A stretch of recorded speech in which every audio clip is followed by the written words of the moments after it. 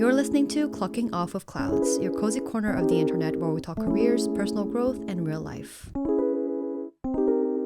Alright guys, welcome to another episode of Clocking Off with Clouds, and today I have one of my best friends in the studio, Miss Maika, or Dr. Maika actually. I need to get used to that, Dr. Maika. No, you really did. That's really cool. Maika is one of my all-time friends. We've been friends for almost 10 years. I thought it was 10 years. It's almost 10 years. Or maybe it might have been just 10 years this year, right? Yeah, which is insane to think about. Yeah. We actually met at Queen Mary, where we both went for our undergrad. Yeah. And we met at Dance Society, where we danced side by side for 2 years. A really long, 2 years. Yeah, and that was a whole experience.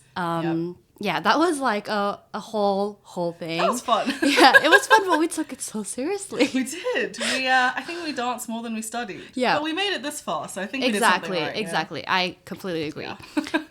But the reason why I have Maika today on the pod is because she's actually also a doctor in the NHS, and I want the pod to be a place where we can explore different career paths, different career journeys, and showcase and highlight not only just corporate careers, but careers outside of that as well. Yeah. And I know that a lot of students want to get into medicine. A lot of them want to become doctors. I don't know why, but...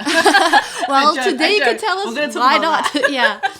But then I thought it would be a perfect chance to get you on the pod and talk about it and not only give your advice, but also share your experience and just generally have a chat about what it's like to be a doctor in the UK. Yeah, exactly. Okay. Yeah, I'll let you do a quick intro. Sure. So my name is Maika. I'm currently a foundation year 2 doctor working in the NHS. I did my undergrad at Queen Mary, like Claudia said. And then after that, I took a year out and I was working in admin for a year.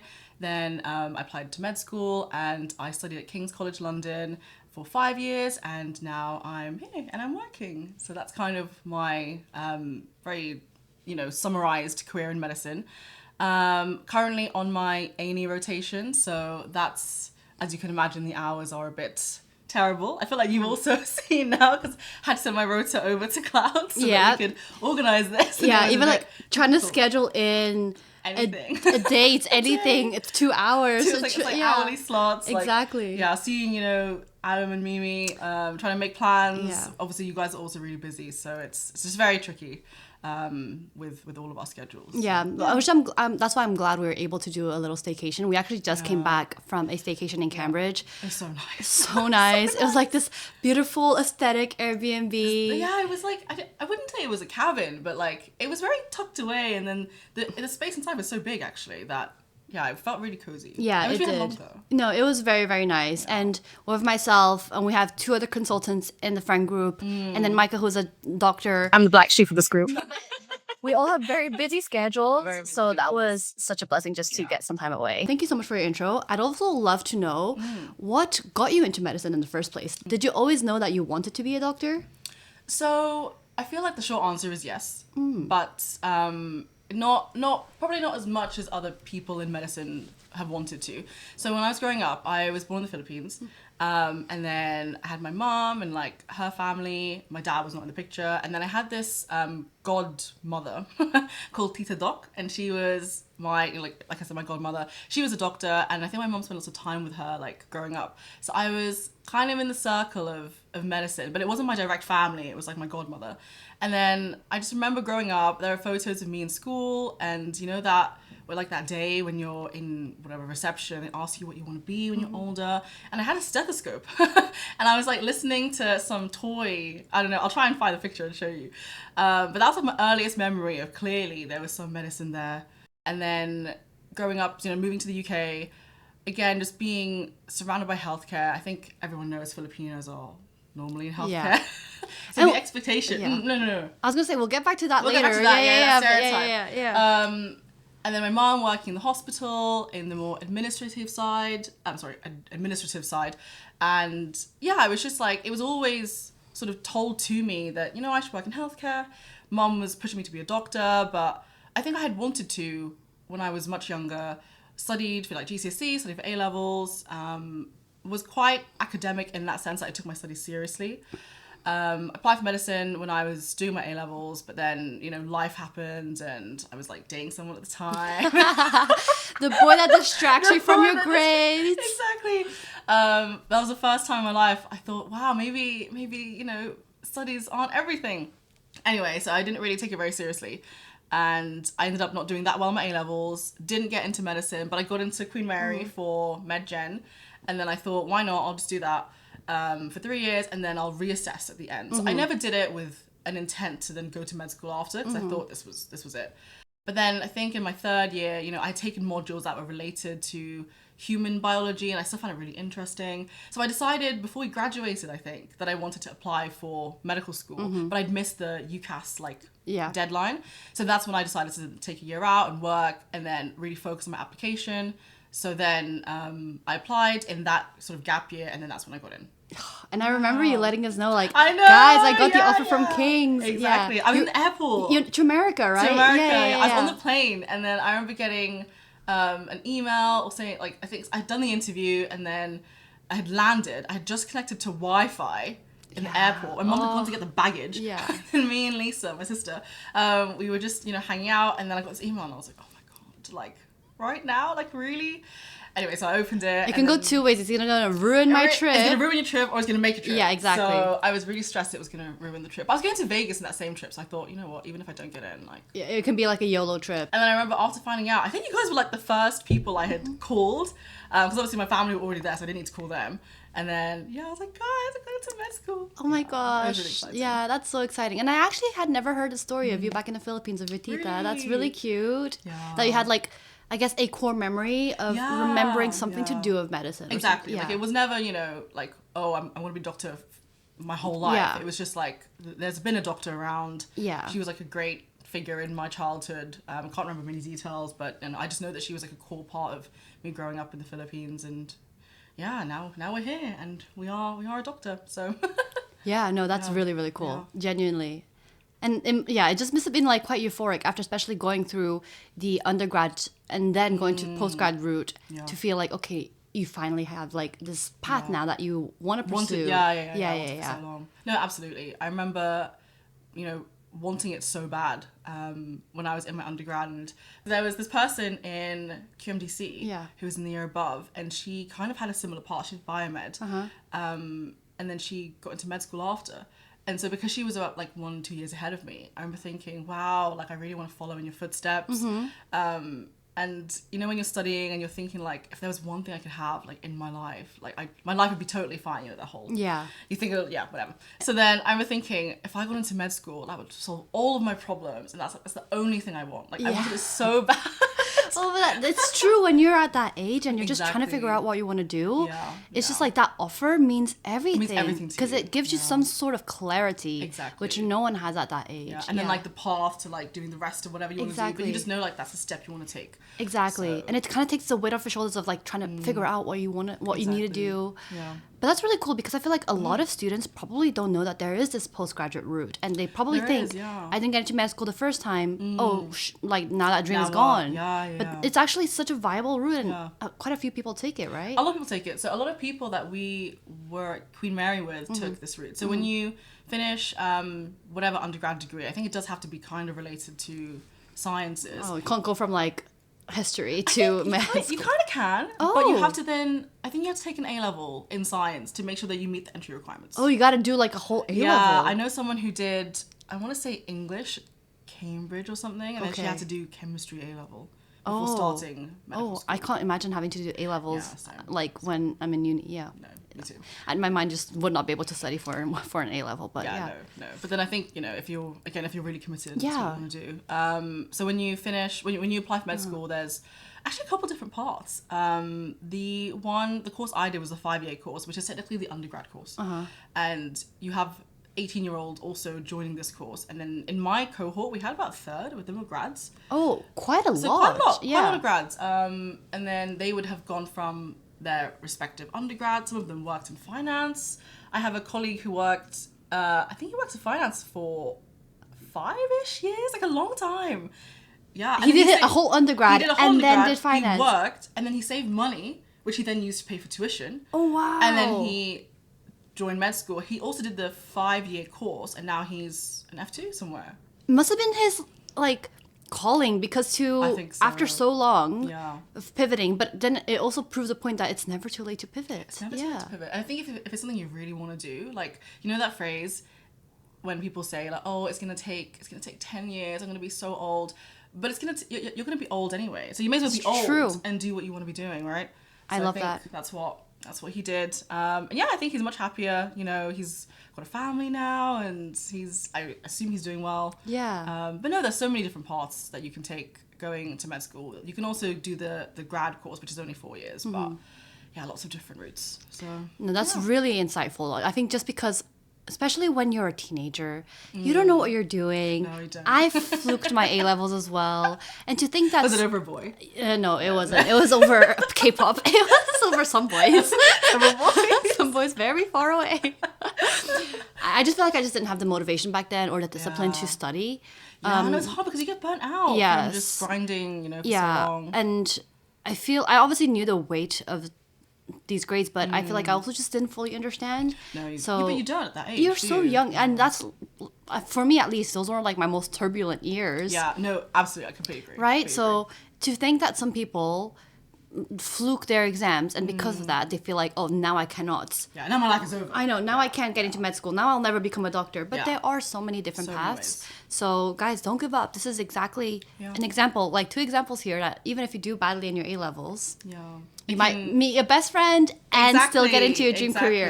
Exactly. What was that? You know, the Kill Demon Hunters singer. She won the Golden EJ. Globe. EJ, and she was like, Yes. rejection is Redirection. It's true. She was a trainee for like 10 years. Yeah, and then they told her that she wasn't good enough, and now she's here. Yeah, she was there when like Girls' Generation was training. I was wondering when the timeline was of when she was training. And then she got rejected for like FX and like all the other groups. I think then were like a bit too young for her, so she left. But she trained for 10 years, and now she's at SM.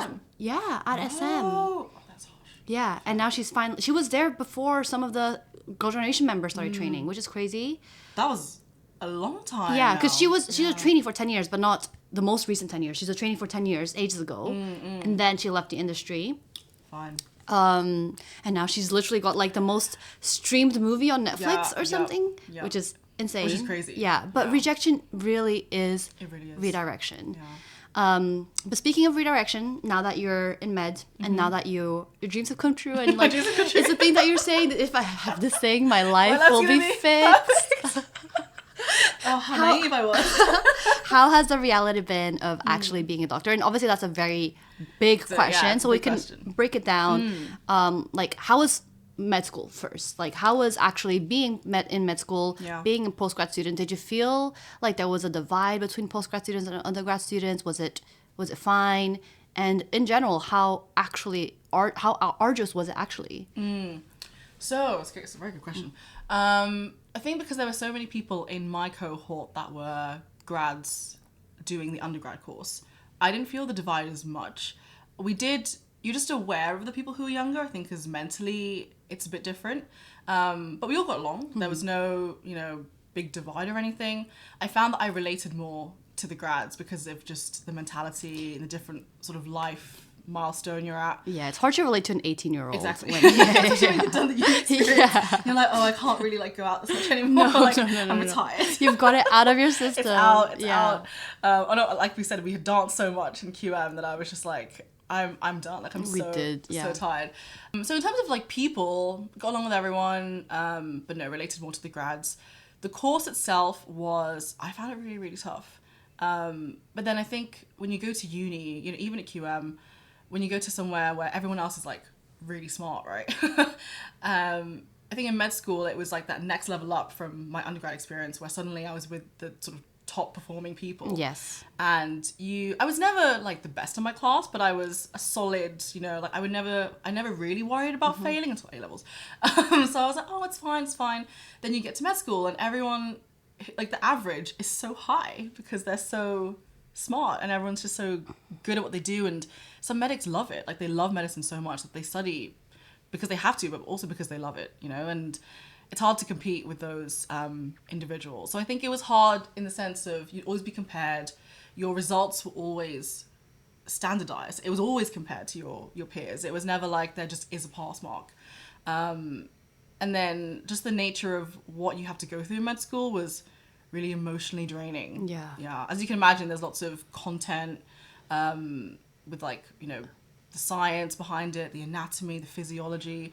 But also in King's, we had so much OSCE style training where we'd have like simulations, and it was quite performative. Like you'd have to get into a group. I remember in first year, you would literally get in like a big circle in a group, and there'd be this actor in the middle. Oh my god! And then you have to like take a history from them with everyone watching you. And then this actor was also a med student. No, so the actor would be like a paid actor, and they would pretend to have some disease. They pay actors to come? Paid actors all the time. Yeah. And they would pretend to have some disease, you know, like some symptoms. And then you would take this whole history, but everyone would just be watching you on the side, and then your facilitator would be watching you too. You do this for maybe 10 minutes, and then the actor gives you feedback in front of everyone about how you spoke to them, and if they felt you were nice enough. This is not something I knew about med school at all. It's wild. And then everyone else would give you feedback, being like, so you did this really well, you could work on this a bit more.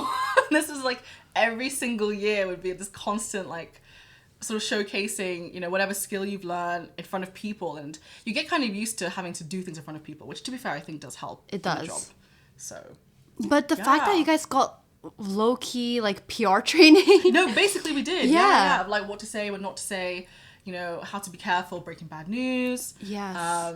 And all these different things that you experience as a doctor. So in all fairness, I think King's was pretty good in training us for the actual job.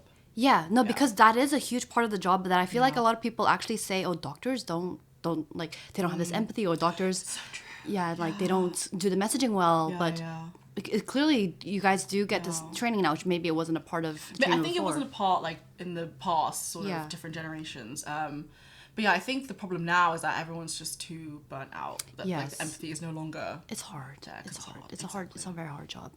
Yeah. And yeah, med school must have been very tough as well. Yeah. And if you had to go back and do the process differently, would you have done anything differently in med school? So I was dancing still a bit in first year, which was COVID time, and then I had rehearsals. So I think it was fun. Unfortunately, we didn't get our dance show at King's because of COVID. It got cancelled. Yeah. And I was really sad because obviously I was a choreographer that year, and that was like another one of my dreams was to choreograph specifically for the King show. Was that One Wish? Yeah, that was One Wish. The choreo that never made it to see the light. Yeah, because like, you know, when I was at Queen Mary, I was dancing with Kings as well. And so I was always part of the dance show, but never choreographing. And I'm just not really a choreographer. I feel like you're a natural. You are really good. No. I think you're very good at just like you can come up with it really quickly. I have to really think about it. It's but really when like the final product is always very, very well made. Oh, thanks. I feel like sometimes I do it quickly, but I rush it, and some movements don't quite make sense. No, but I think yours is just like the flow is just there, and like it's simple. Whereas I think I tried to overcomplicate it by thinking anyway. Oh, no. So there was that choreo, and then didn't get to do the show. I was also working at Apple. Oh my goodness! Which is a whole other thing. Because obviously, you know, I had to pay for my tuition, and like I was working part time. So it was really tough to like balance working, dancing, medicine. So if I were to go back, maybe I don't know if I would not dance just so I could give myself more time. But I wish I had spent more time like really learning the first year content, because I think that really when they tell you that it sets up like the foundation of the rest of your knowledge, they're not lying. It really is like that really important does. year. Yeah. Because like now I'm working, I keep thinking back to what I learned, what I should have learned in first year, and I'm like, it'd be so much easier if I had actually solidified like those foundations. So if you're giving advice to like students who are about to go into med school, would you say like focus on those first years? I think just like obviously enjoy your time in med school. It really is quite fun because you kind of get to enjoy the hospital, like the medical world, without having real responsibility. Yes, so that was nice, but definitely, you know, take it somewhat seriously in the first couple of years, just because it will help you so much later down the line. Yeah, so that's what I would say. That's fantastic advice. And I guess after med school, you obviously started your foundation training. And one thing I didn't know until you told me is that you give like a list of countries, or not countries, cities. No, literally, actually was countries. It was like Scotland and Wales. Yeah. Just a list of places that you might want, and then they ship you out somewhere. They ship us out randomly, because it used to be based on your grades, but it's not anymore. Yeah. Right? Yep. So it's completely random. You might get sent to who knows where. Exactly. someplace where you don't know anyone and you have to Like, start a yep, new life. Yep. And we actually know people in our lives who had this to do happen that. to them. Yeah, exactly. What was Yeah. that like? Like having to think maybe I'm gonna be sent out to Scotland. Yeah, it was really scary. Yeah, no, so you're absolutely right. It used to be based on grades, and then I think the government decided that they wanted to spread out not the quality of doctors, but like spread out, different doctors across the country. Is it because all the best doctors were, I don't know, in like London and Cambridge? Pretty much. Okay. Yeah, in like the very desired areas. And then you have sort of, other cities across the UK that weren't so desired. Okay. And they wouldn't have anyone. So I think that was why they did it. I believe we were the first year it was done to. So the year above us, it wasn't. So we were like the guinea pigs. But then I'm sure people in your year who were grinding to get those grades so that they could get priority. They were so angry. Right? They were so angry. I literally have so many friends who've been, imagine grinding for 5 years. Yes. 5 years, make sure you're in the top whatever centile. And then you find out in your final year, like, by the way, even though you did really well, it's not up to you. We've changed it. We've changed it. So And it's random now. it's random. And people were really angry. I can imagine. Yeah. To be fair, as someone who, I was never like a top performer, so like I didn't really mind. And I was like, I'll just go wherever I end up going. But I can completely understand why people were very, very mad about that. But no, it was really scary. I literally had a list. I think it was an Excel spreadsheet, and you just have to rank every single one.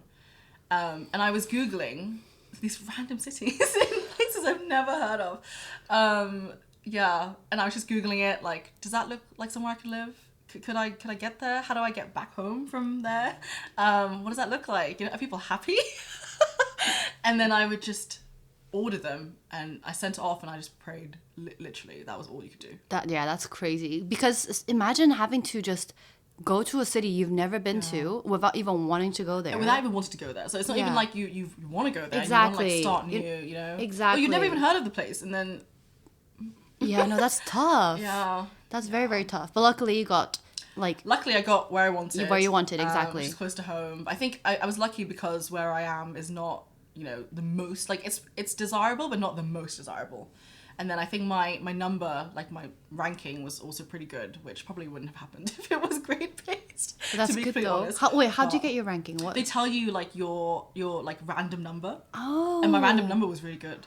Oh, it's like literally a lottery system. Yeah, it's literally a lottery. So I actually, with my number, I could have gone into like London. Okay. But I didn't want to. Yeah. Then you're close to home. Exactly. It's convenient. You don't have to take the train every day. Exactly. Which with the schedule was not. I mean, how do you take a train at like God knows what time? No. That makes such a big difference. Yeah. So how was your first foundation year and your second halfway through? But how was foundation year for you? It's been tiring. Yeah. I feel like tired is the word I would use to describe it. So F1 was a big change from med school. Obviously, everyone tells you it's going to be a big change. The biggest difference was that like, you're used to being in the hospital in sort of 4th, 5th year of med school, but you can always leave like when you want on placement. So you could do a couple skills, you could see a couple patients, but they're not your patients. And then you can go home and be like, oh, I'm going to go study now. So F1 was when it kind of hits you that you need to stay now. These are your patients. These are your patients. These are your patients. You're getting paid to stay. Yeah. You need to finish your shift. And you actually have responsibility.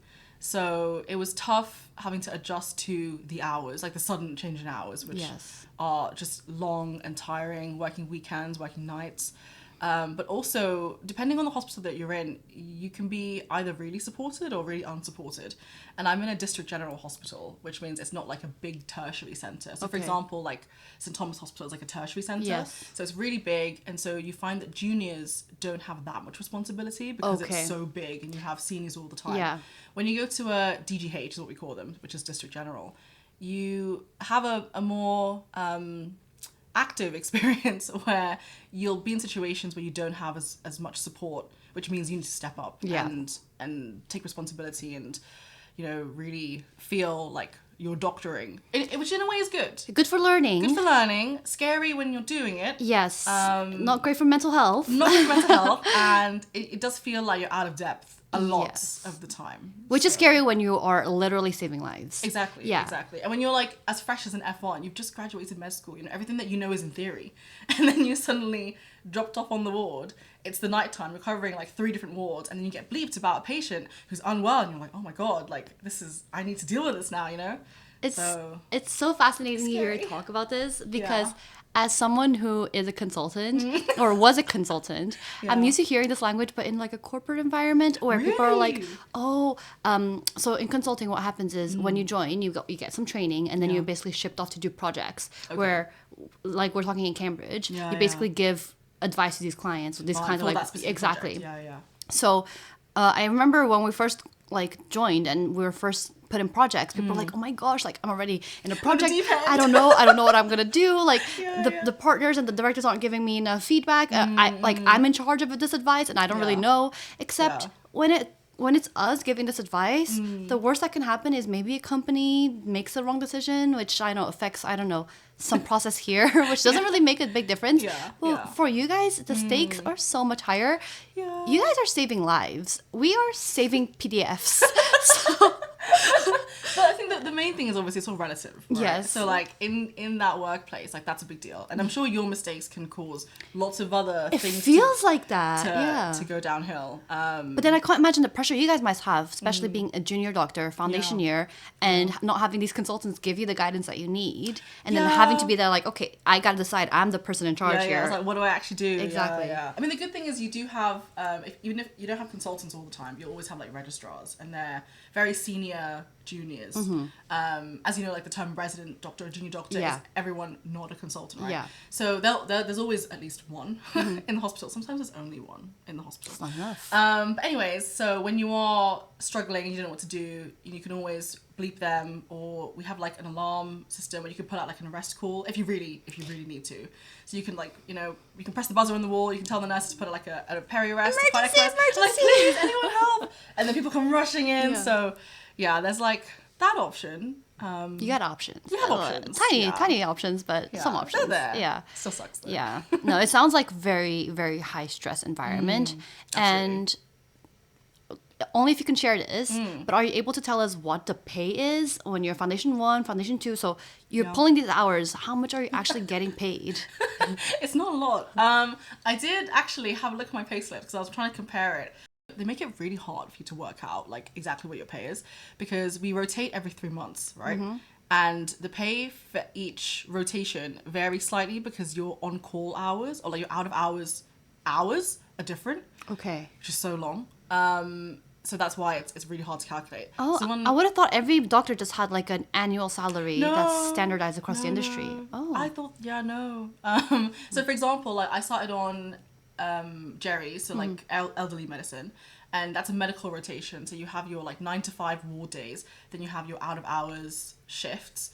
But my out of hours then was less than my out of hours on surgery.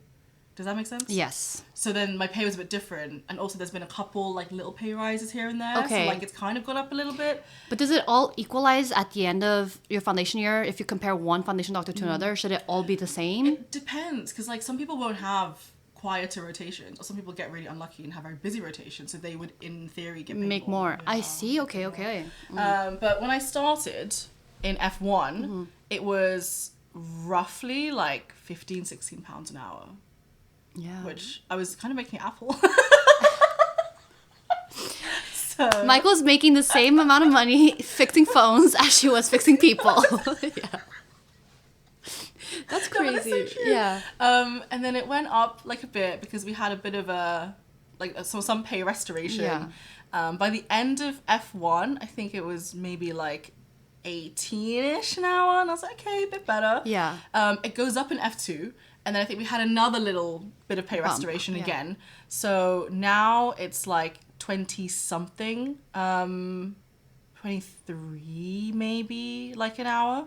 But yeah, it's so hard to even figure it out because of all of the different shift patterns. And that must add up to like what, like 30 to 40K a year? So 45-ish? F1 was like, I started on 32K in F1. But I think with on-calls, it was more like 36-ish. Yes. F2 is now like 44. Yes. Which is it's not terrible. Like, I mean, I know that the argument is that we've just graduated and we're like in the second year of work. So, But that in argument, that sense, I just kind of, I agree. It's that, like, yeah, that argument can be used for investment bankers who are in their first year and they make 60K in their first year. Yeah. So it's, you know, again, like, I know everything's relative. So given like the work that we do and the fact we have to work all these terrible hours, Yes. I think it should be more. Like, I definitely think that we deserve more for that. Because right now it feels like you're sort of grinding at work. You're not seeing your family. Like, I haven't seen you guys much. Yeah. Even my sister at home was like, I haven't seen you since you started ED. And I'm like, I haven't seen anyone apart from my colleagues. It's hard. It's hard. And it's a taxing job. It is. It's emotionally tiring. And then, you come home and obviously you're like, oh, you know, I can't wait to get paid. And you're like, was it really worth like that suffering for this pay?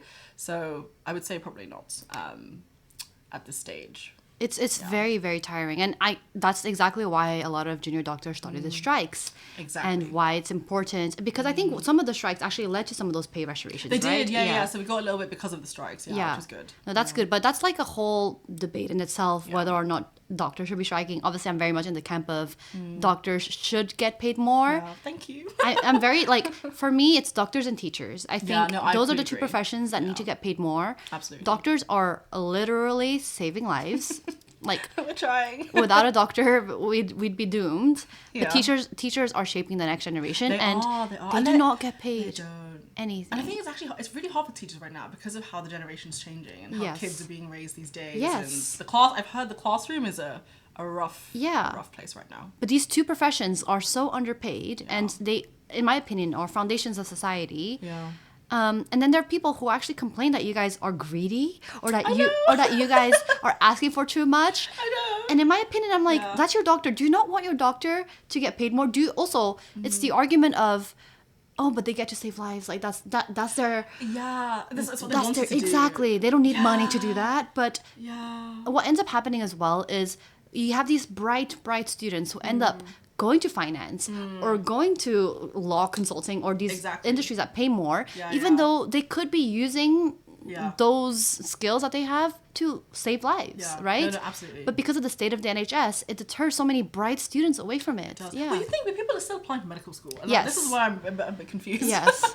I don't know if I'd recommend right now to like 18-year-olds to be applying to medical school. Really? Well, just because of how rough it is for us who are working here, and it's a long journey, you know, ahead. And like, yes, you can finish med school, but then unless you want to leave like the UK and you want to go work in America, which at this point is so fair, but unless you want to do that, you don't graduate and suddenly like it's all fine. Like, I think people are a bit optimistic and think it's just gonna fix itself. And Yes. it's not fixing itself, and that's the issue. But no, I completely agree. Like, I think teachers should be paid more. I think doctors should be paid more. Yeah. And just resources, right? Because resources. Oh, it's hilarious because when you look at like my vlogs, you're like, Claudia, we don't even get free fruit. It's the coffee machines.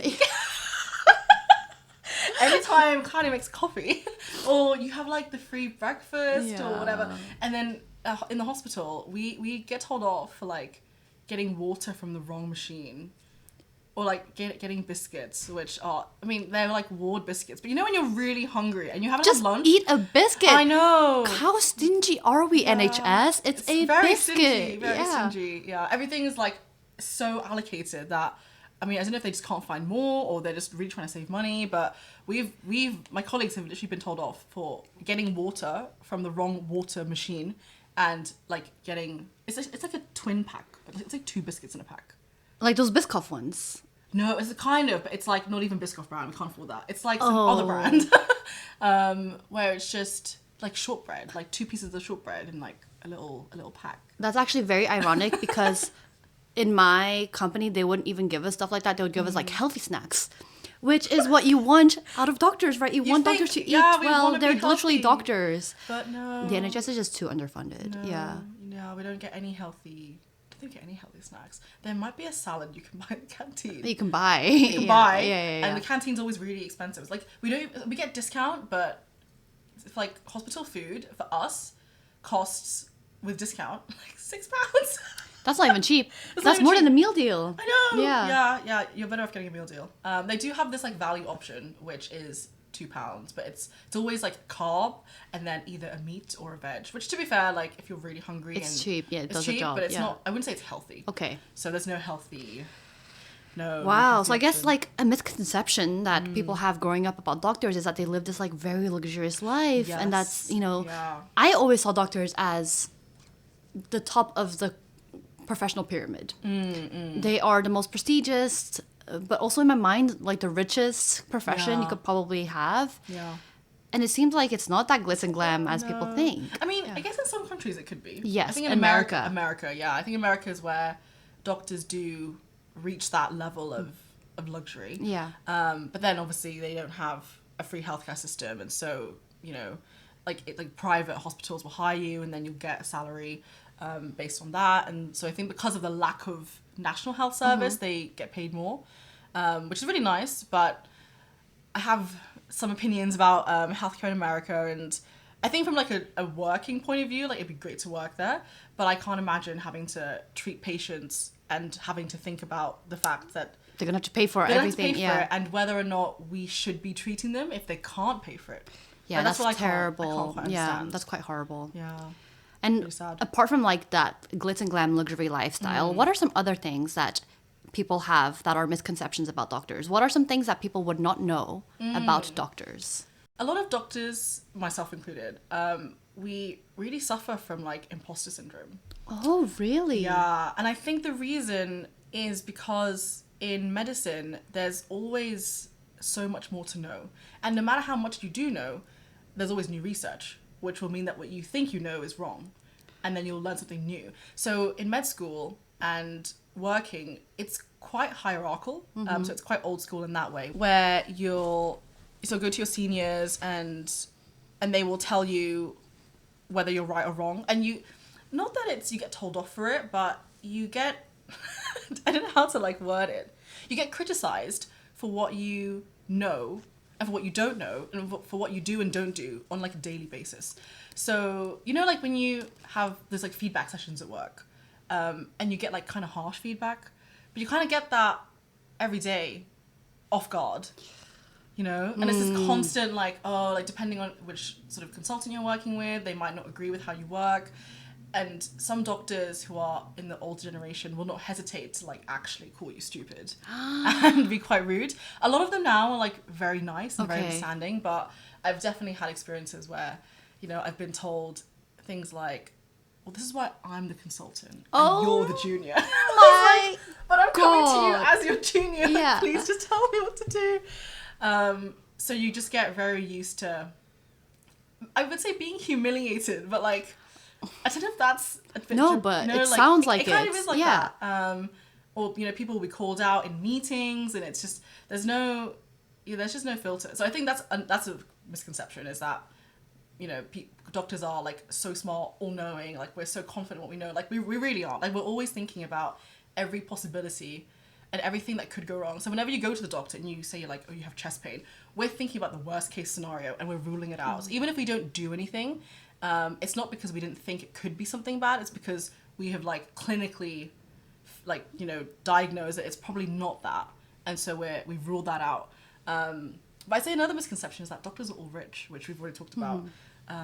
Doctors are definitely not Yeah. living this rich life. And now that you have people coming from different sort of class backgrounds, like there's a lot more doctors from sort of working class, lower middle class, and it's hard to thrive in the medical field, because so much of thriving in this world is based on how much money you have. Like going to conferences, that costs money. They don't pay for those? Oh god, no, you pay for that. So when I went to that psychology conference, Yeah. I had to pay for that. I had to pay for my transport. I had to join the Royal College of Psychiatry just so I could attend the conference, which I then had to also pay for, like the ticket to the conference. And so people who have like lots of, what's it called? Like who have published a lot and lots of like the what's it called when you have lots of Like a publications? yeah, Publications. They normally, it's because they can afford to do so, and they can afford to like, you know, spend time doing that research. They can afford to then present their work at like international conferences. So it's really hard to thrive in medicine without having like a sort of a pretty wealthy background, I would say. I had no idea you had to pay for all that stuff yourself. Yeah, they don't pay Wow. for anything. Even like GMC fees we have to pay for. What's GMC fees? It's the so any doctor working in the UK is registered with the General Medical Council. You know, like when you hear of doctors getting sued and stuff. Oh, and they get, like, yes. struck off Like the GMC. board. The Yeah. board. You have to pay for that. Oh my god. Yeah. No, So, I had no yeah, idea. It's crazy. So like I think we paid, I want to say like £200 A year. a year. It was cheaper. I think it was like £70 in F1, but the actual normal rate is about £500 a year for GMC registration. And the NHS won't pay for No, it. you can claim some tax back. Okay. But it sounds like you basically just have to You just have to, it's out of your own pay pocket. for a lot of the stuff. Yeah. Yeah. That's very rough. Yeah, Yeah. that's crazy. And it does sound like you have to basically have quite tough skin to be a doctor. You do. Because people will talk to you People will. like you're Yeah. scum, it sounds like. You do like get, senior doctors. Senior doctors, like sometimes other healthcare professionals. Yeah. I'm really not here to bash any other No, healthcare no. professionals. I love MDT. We're speaking in general terms. general Also, terms. like people stories you've heard from other people. Yeah, exactly. I think the main thing is that because the hospital is so understaffed and so lacking in resources that we inevitably end up taking it out on each other. Mm-hmm. And I think that's the most tragic part, you know, when like nurses are trying to sort of advocate for their patient in their own way, and then we're trying to advocate for them in a different way. And we get impatient because we're getting pressured to like discharge so that we can make a bed for like the next patient, and these things just end up becoming a burden for everyone. And I think that's why, you know, the NHS is how it is. Yeah, no, that's really, really rough. Yeah. And also, it's really interesting to hear about your comment about how now there's more people from different classes coming into the NHS, and that also takes me to another topic that I really want to talk about, which is the stereotype that people have of Filipinos in healthcare. So much so that you've had people literally assume you're a nurse. Yeah, a lot, all the time. And you know what? I used to be offended by it. I think I get more offended when they don't realize I'm Filipino and they just assume I'm a nurse because I'm female. Yeah. That's when I'm like the most offended. Yeah. When they're like, "Oh, are you Filipino?" and then they're just like, "Are you a doctor?" And I'm like, "Yeah, I am." So yeah, I think, you know, the Philippines and Filipino culture is very hospitable, and I think that's where that's why Filipinos thrive so much in these careers where they are caring for people. So like being nannies and nurses. There's not a lot of Filipinos in other disciplines that I personally know of. I do know one who's like an accountant, and that was wild. When I met him, I was like, "What?" Actually, crazy. that makes me think about how many colleagues I have who are Filipino, and I don't think I have a single one. Exactly. Like it's really not. I don't think I have a single colleague Yeah. in my current job and in my previous jobs who's crazy. Filipino. Yeah. That's crazy. I've just realized. Yeah. So there is a big stereotype with Filipinos being nurses, but I mean the stereotype is probably because there are so many Filipino nurses, but honestly they're like amazing nurses, and I think the attention to detail that they have and the genuine care for patients is unmatched. So it's always a pleasure to like work with my fellow Filipino colleagues. Oh, that's amazing. It's really nice. Do you guys have like a little Filipino bubble that you like, you know, feel that sense of community in the hospital? I think the Filipino nurses probably do. I'm not really in the bubble, probably because one, I don't relate to them as much because I'm not working as a nurse. But two, like even though I understand Tagalog, I can't speak enough to like speak it at work as like not gossip, but like, you know, when you have like get in with the chit-chat. with the chit chat. And also like I'm just trying to do my job and like survive. You so I'm not quite in the bubble, but they're always so nice, very accommodating, and they'll help me, like they'll go above and beyond to help me out with any kind of task I have. Yeah.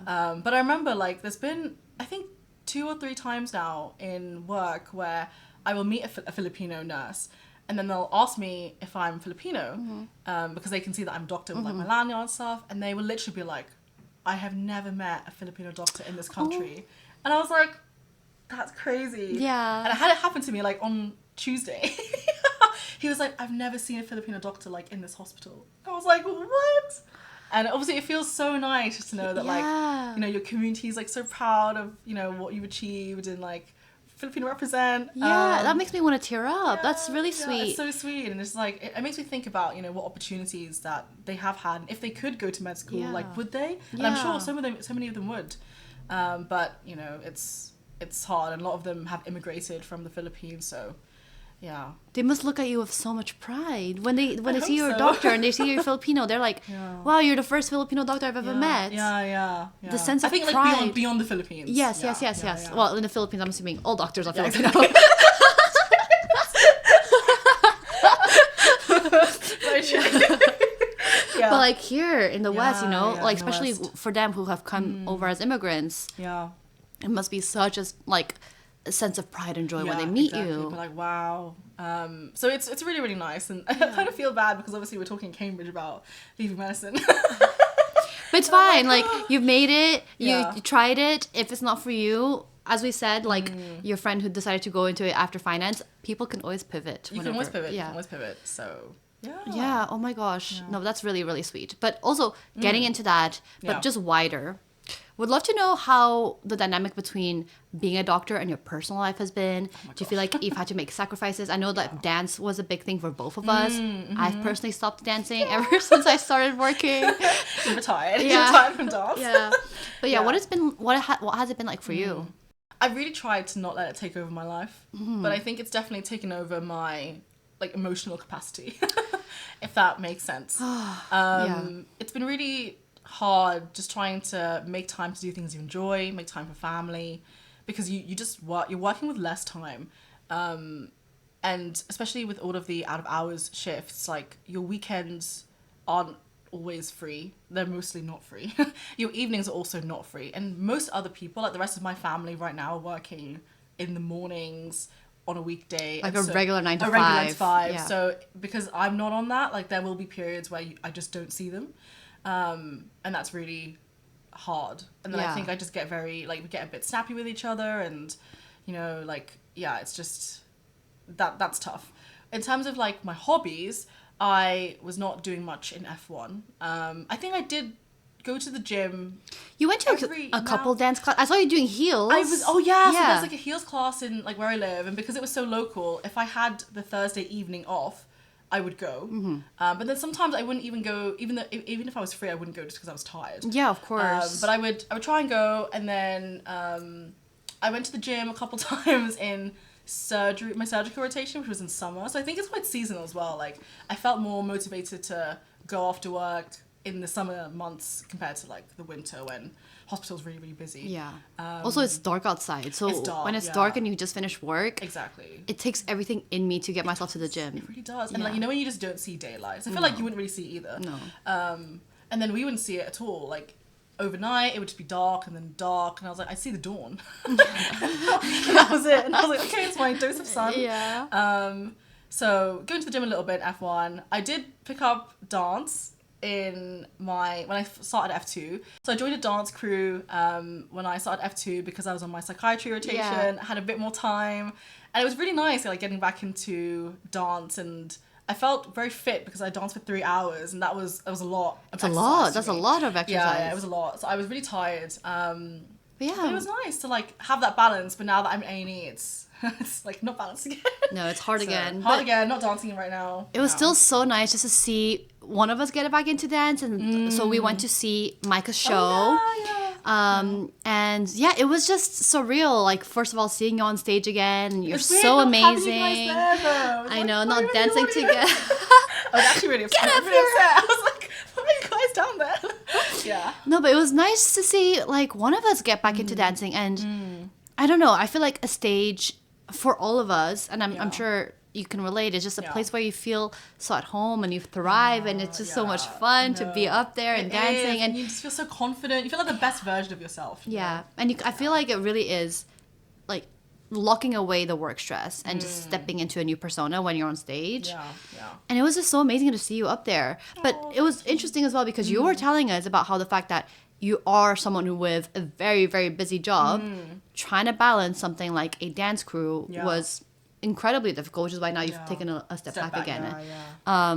But it's such a shame when people have these amazing hobbies and passions that they want to pursue, but also very, very demanding jobs. Yeah. Like, how do people really balance it all? It's very difficult. I don't think they do. Yeah. I don't think they do. That's Like, do you it. remember that triangle of like sleep, social life, studies? Work? Something like Yeah, work yeah, and studies. yeah. You can only have two. Yeah. Yeah. And what do you feel like you've picked? So if the triangle is sleep, work, and hobbies. So I think in my last rotation, I was doing work and hobbies. So sleep was just not. But now I'm only doing work and sleep. which is a lot of people's lives, let's be honest. Exactly. Am I getting more sleep than I was in my last rotation? Probably not, just because the hours are so terrible. Yeah. But I'm definitely like, I'm not really able to do anything right now just because of the schedule. So yeah, there's no hobbies at the moment. I'm sleeping a bit more, like every now and then because I'm just so tired. Like, I don't sleep much and I always wake up pretty early. Yeah, Maika, by the way, when we go traveling or when we do sleepovers, she's awake at the crack of dawn. Yeah. At 6 a.m., you're awake. I'll never, ever forget. Yeah.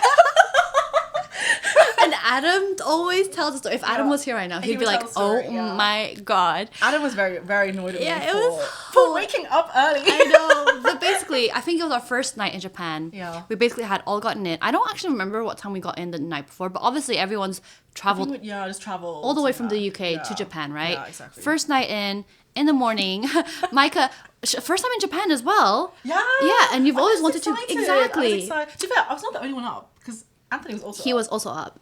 But very natural. First of all, jet lag. Second of all, very excited. And, your first time in Japan, Maika's always wanted to visit. Yeah. And then it's raining outside. Wait, you remember that it was raining? I remember it was raining outside. And then Maika goes outside through the back door. And she's like, guys, it's raining. And everyone's like, I think this was 6 a.m. Everyone's like sleeping. Everyone's like, Maika, shut up. Get back into bed.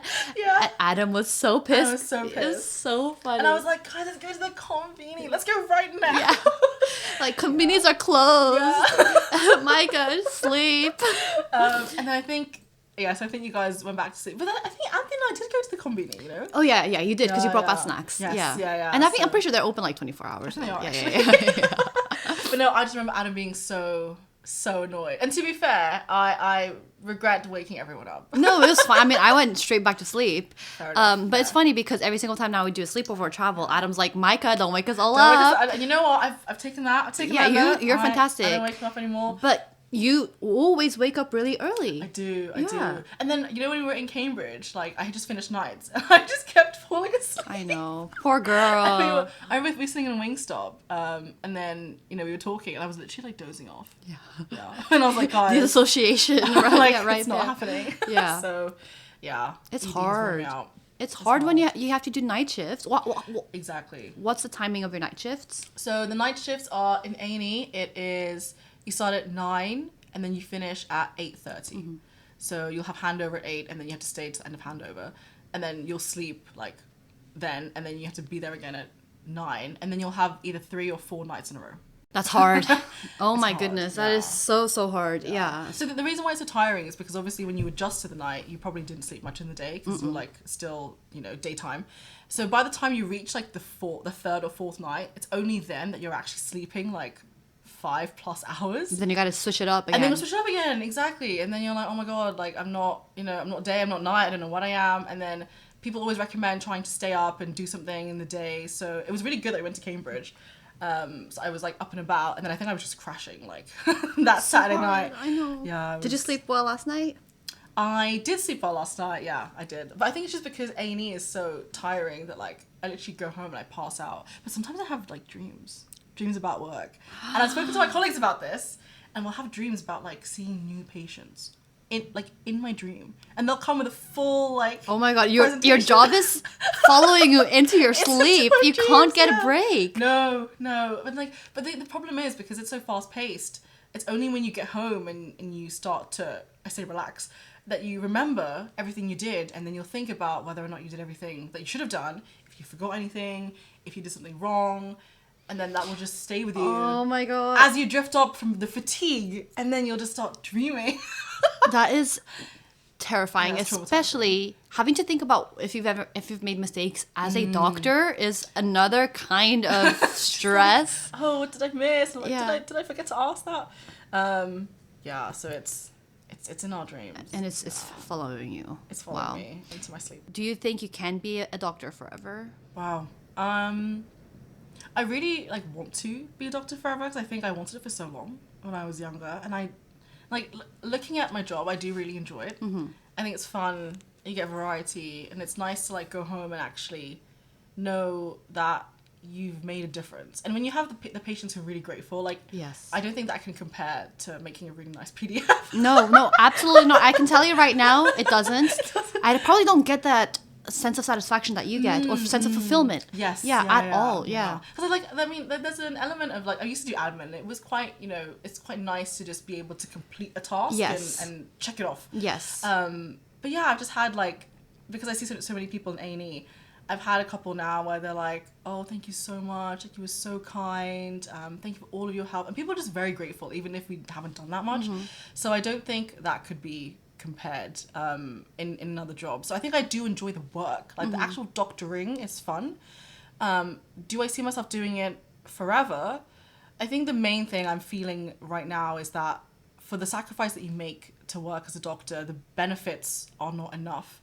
And just knowing that I could be working in a better environment, less stressed, working hard, but not like burning out, and then getting paid more is sort of where the maths like isn't mathing for me. Yeah. So I think that's why I'm really trying to explore other options. And like, if you told me that I could work as a doctor and I'd be guaranteed a job, and I'd be getting paid like, what I think is a reasonable amount, then I think I would stay in medicine. Like, in an ideal world, I would stay in medicine. So I don't want to leave, but it's just getting to that point where I'm like, is it feasible to have this lifestyle forever? And it's not it's not the job itself. Like, you love the job. It's just the resources, the stress, and all these things around the job that don't make the job a job that you can thrive in. Yeah. Exactly. Yeah. No, that's super insightful. And it's, again, I feel like people should be talking about whether or not they are in the right careers. It's never too late to pivot, including myself and yourself. Yeah. And I feel like sometimes in medicine, because people had this sunk cost fallacy that they've been in it for so Oh my long, gosh, so true. they think, this is just what I have to do forever now. But if the system isn't working for you, then there's definitely a benefit to exploring either changing geographies or maybe changing roles. Yeah, exactly. A little quick fire round segment just to get Maika's opinions of this and that, or this or that. Just pick one, right? Just pick one, and then if you want, you can give like maybe a one-liner explanation as to why, or you can like explain why in general. But Okay. let's do it. Okay, so day shift versus night shift. Day shift. I feel like I get that one. Yeah. Horrible patient or horrible consultant? Horrible patient. Really? Yeah, because like horrible patients, I can empathize because I'm like, oh, like you've been waiting ages, you're probably in pain, you're just taking it out on me, but like you're here for a reason. But a horrible consultant, it's like there is no reason you need to be horrible. Like, I'm trying to work with you. You're not even sick. The patient's sick. Exactly. Yeah. And I'm like, you're just hindering care. So yeah. Yeah, that's horrible. Yeah. Weekends off or weekdays off? I would say weekends off, just so I can see you guys and like my family. But there is a benefit to having weekdays off. Because you can do random admin. Exactly. Quieter streets. It's quieter shops, the banks are open, like things are just less busy. So I found that when I was doing my sort of 9 to 5 in psychiatry, I actually missed the random weekdays off. Yeah. But I would still choose to rather have the weekend off. Yeah, no, I totally get it. But as someone who works like a 9 to 5 during the weekdays, sometimes I'm like, when do I go to the bank? That's what I mean. When do I you go to the GP? Yeah, I can't because I have to take time off of work. Exactly. Yeah, it's a weird system. Yeah. Okay. A quiet ward or busy but controlled? Ooh. I would say quiet ward. Also, you never say the word quiet in a ward. Oh, sorry. No. It's not you. It's not you. As in, like, if you're working, like, you can never say it. It's like a forbidden word. Why? Because apparently, if you say it, it gets really busy. So it's like the Q word. the it's taboo. Like, don't say it. Yeah, Don't jinx it. But I'm definitely someone who prefers a slower paced kind of day. So I get why people like busy wards because the time flies by. But I don't mind just like taking my time doing, like smaller tasks and doing it thoroughly. Yes. Than having to like feel a bit. Yeah. Like doing all the stuff. Yeah. And you feel very good about every single step you've taken. Yeah, exactly. A little throwback to med school. Studying alone or group revision? I would say I enjoy group revision, but sometimes you just yap.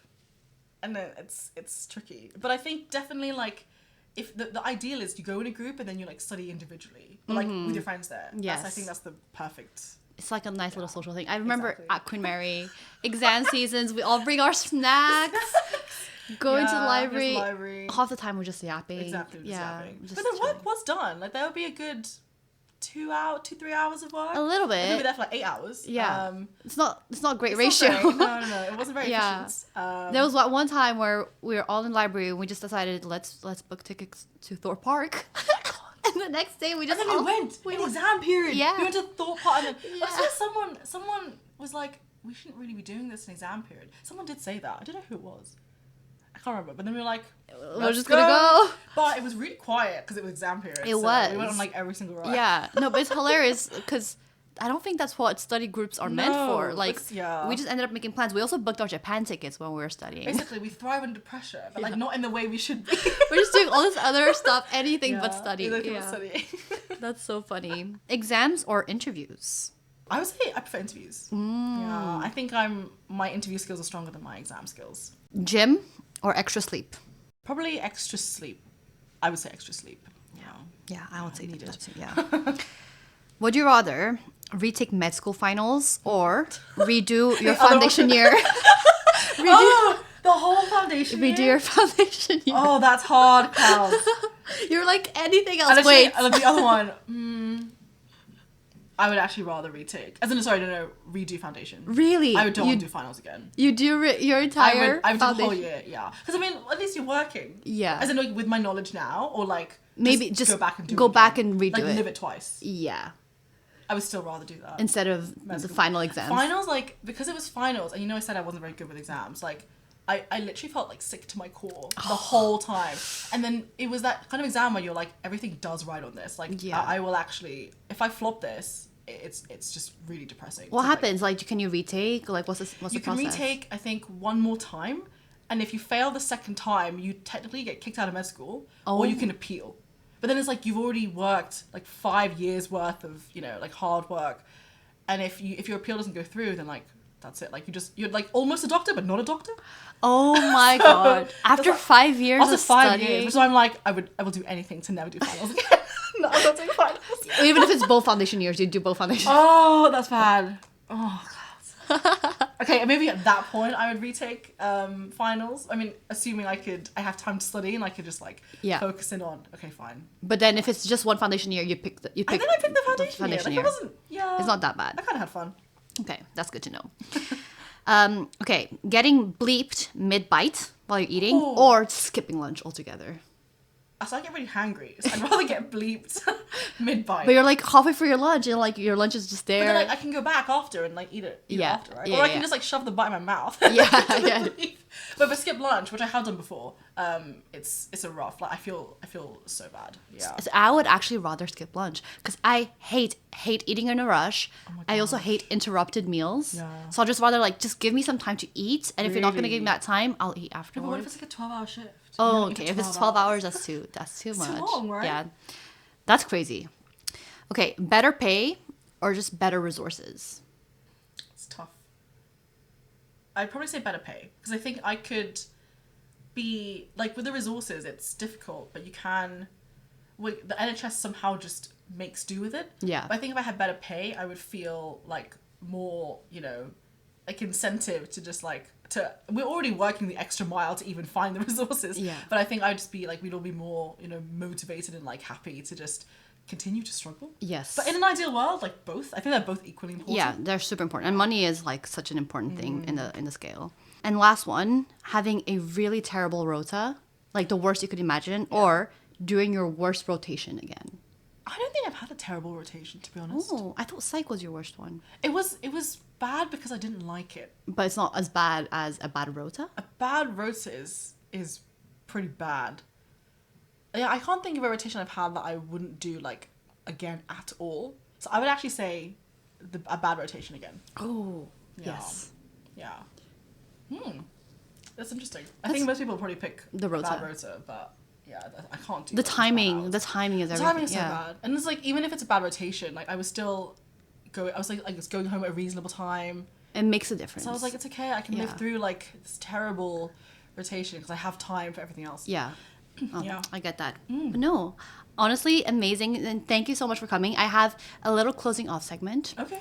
So because it's clocking off, also we were debating it, whether it's Oh my clocking gosh. off or clocking out. I still vote out. The debate is still up in the air. Let me Yeah. know in the comments. Yeah, I vote out. But because we're clocking off or clocking out, but right now we're clocking off of clouds, I want to ask all my guests something that they're clocking off from in their personal lives. Whether it's I'm clocking off from negativity from people, I'm clocking off from scrolling on my phone, I'm clocking off from whatever it is. One of the previous guests, Jack, he said he was clocking off from doing the safe thing. Wow, that's pretty deep. Yeah. So Okay. anything that right now you're like, we're in the beginning of 2026, what's Yeah. something that you are trying to clock off from this year? I would say, I mean, so this is definitely something I'm working towards and not like I have achieved. I'm trying to clock off from overconsumption.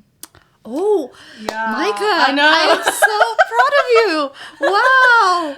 As Clouds knows, I'm an avid lover of like trinkets and like all cute things, which unfortunately is actually a lot of consumption. I say clocking off. I'm just trying to be better with it. Yeah, more and, like, mindful. Yeah, more mindful, more mindful. Yeah, I think it's just, I'm getting tired of like, I'm finishing F2, I might have to move and just like, sometimes, you look around and you're like, I have so much stuff and like, I love all my stuff, but it gets really overwhelming and then you have to clean it and I don't have time to clean it because I'm working. So I'm just trying to like be more mindful with my space and like what I have, and maybe that book that we recommended was just a bit like, Psychology of like, Money. yeah, and exactly. So I was like, okay, like, yeah, so I'm just trying to sort of clock off from that. I just think it's very capitalist, and like at the end of the day, all the ads that we see are just big companies trying to profit off of us. Yeah. And I'm like, yeah, I don't think I have like as a doctor with my salary, it's like we don't have that luxury to be consuming this much. So yeah. That's a fantastic answer and very topical with the pod. And also, if you have, I would love you to leave a little challenge for our guests. Ooh, like a little weekly challenge. Like this week, I challenge you to do, maybe like related to your clocking off. Maybe it could be this week, I challenge you to not buy a trinket. Or maybe this week, I challenge you to do whatever it is. So I will challenge your audience to do a breast examination when you're in the shower, and check for any lumps and bumps, because it's very important that we monitor for any changes in our breasts.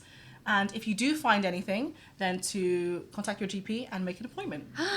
That's a really good one. And how do you actually check for lumps and bumps? It's And a what very good question, what do they actually. feel like? So it's best to do it sort of when you're like warm in the shower, and obviously you need to expose the breast. In a GP appointment, we would do it like lying down, but that's if someone's doing it to you. So if you're doing it, you can, if we picture this as a breast, you can basically, actually maybe this way is better.